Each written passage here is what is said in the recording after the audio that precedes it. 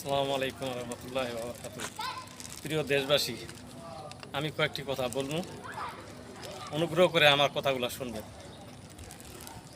আমি একজন নিরীহ ব্যক্তি, আমার সম্পদ নাই, নাই বাড়ি ঘর, নাই রে জমি, রয়েছে ঠিকানা, কোনো মতো রুজি করে কাটি দিনখানা।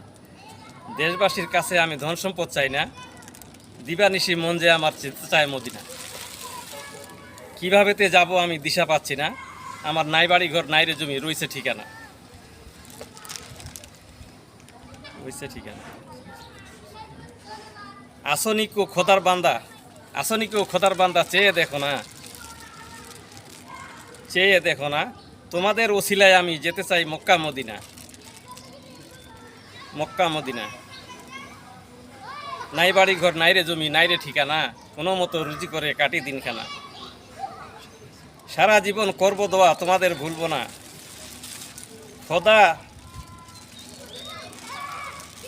দয়া করে আল্লাহর বান্দা, আমার